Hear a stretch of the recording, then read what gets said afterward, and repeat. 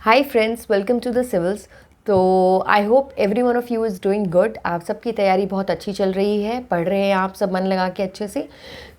आज की वीडियो में, जैसे हमने प्रीवियस वीडियोस में we talked about CAG, attorney general, advocate general, तो इन टुडेज़ वीडियो आज हम देखेंगे इलेक्शन कमीशन को। ओके, इलेक्शन कमीशन जो है एक बहुत ही इम्पॉर्टेंट कॉन्स्टिट्यूशनल बॉडी है जो कि मेंशन है कॉन्स्टिट्यूशन के आर्टिकल 324 में, यानी कि 324। इलेक्शन कमीशन कॉन्स्टिट्यूशन बॉडी है जो कि मेंशन है article 324 of the Indian constitution, right. जो इलेक्शन कमिश्नर होते हैं उनको कौन अपॉइंट करता है, तो वो उनको अपॉइंट करते हैं हमारे माननीय president of India. He appoints the election commission and other election commissioners are also appointed by the president, ठीक है। और अगर कोई ऐसा लगता है इन लोगों को कि रीजनल कमिश्नर्स की भी ज़रूरत है, तो वो ये सारी अपॉइंटमेंट्स जो है वो प्रेसिडेंट करते हैं।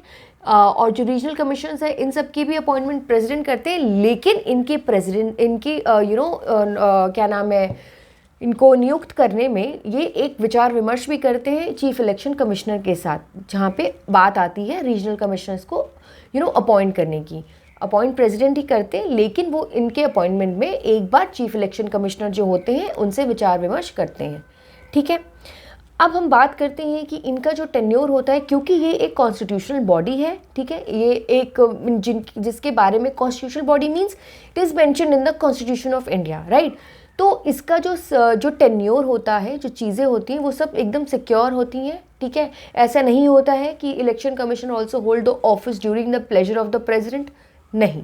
दो he is appointed by the president, लेकिन ऐसा नहीं है कि ही holds the office regarding during the pleasure of the president. He has a fix tenure.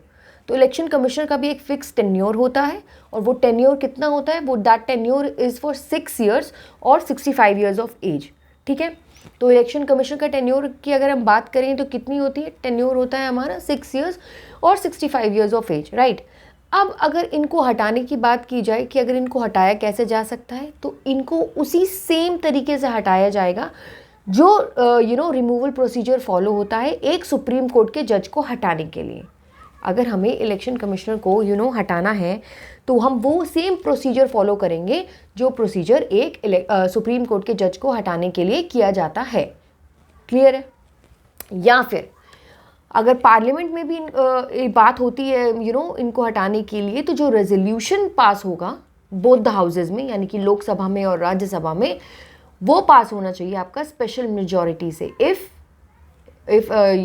They have to remove election commissioner, ठीक है। क्योंकि ये एक कॉन्स्टिट्यूशनल बॉडी है, everything regarding the tenure, the salary, the allowances, सब कुछ constitution में mention है, ठीक है।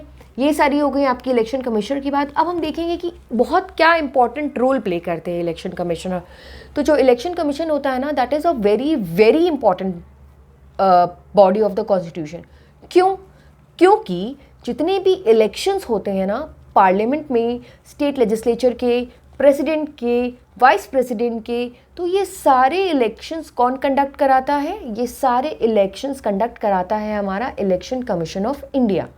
तो इलेक्शन कमीशन ऑफ इंडिया के कंधे पे ये बहुत बड़ी जिम्मेदारी होती है कि वो जितने भी ये इलेक्शंस जो मैंने पार्लियामेंट के, स्टेट लेजिस्लेचर के, प्रेसिडेंट, वाइस प्रेसिडेंट के जो कंडक्ट कराएंगे, वो एक फ्री और फेयर मैनर में हो।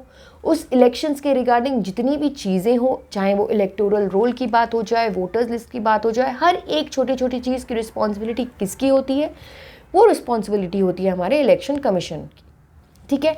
बट अब यहाँ पे आपको एक चीज़ बहुत ध्यान देनी होगी कि ये सारे इलेक्शन कमीशन इन सारे इलेक्शंस का ध्यान देता है, ठीक है। बट जो पंचायत के इलेक्शन होते हैं उसमें इलेक्शन कमीशन ऑफ इंडिया का रोल नहीं होता है। उसके लिए एक स्पेशल बॉडी बनती है जो होती है हमारी स्टेट इलेक्शन कमीशन, जो कि पूरा एवरी ईच एंड एवरीथिंग उनके अंडर आता है, वो ध्यान देता है पंचायत इलेक्शंस के मामले में। तो अगर कभी आपसे पूछा जाए कि election commission of India is responsible for all the elections conducted in India, be it panchayat elections और the election of president, vice president, तो ये स्टेटमेंट आपकी गलत होगी।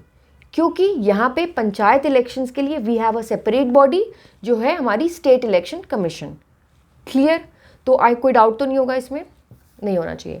तो ये आप इस चीज़ को बिल्कुल ध्यान में रखना कि स्टेट इलेक्शन कमीशन जो है कंडक्ट कराता है पंचायत के इलेक्शंस, बाकी जितने भी इलेक्शंस होते हैं that are conducted by the election commission of India. Okay तो यहाँ पे मेन अगर हम देखें तो इलेक्शन कमीशन जो हमारी डेमोक्रेसी है, हमारी डेमोक्रेसी को और ज़्यादा स्ट्रेंथन करता है और ज़्यादा मजबूत करता है।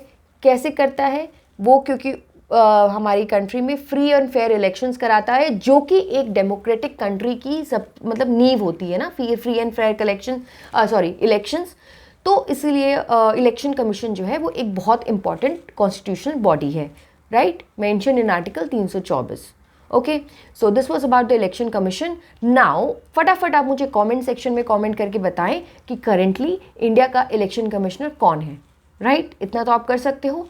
And if you like the video, then don't forget to like, share and subscribe to our YouTube channel The Civils and join us on our Telegram channel The Civils, जहाँ पे ऐसे बहुत सारे इनिशिएटिव्स हैं, बहुत सारी इन्फॉर्मेशंस हैं, बहुत सारे स्टडी मटेरियल्स हैं, हैंडआउट्स हैं, क्वेश्चंस हैं, प्रीलिम्स बूस्टर है, मेंस बूस्टर है, everything you will get there.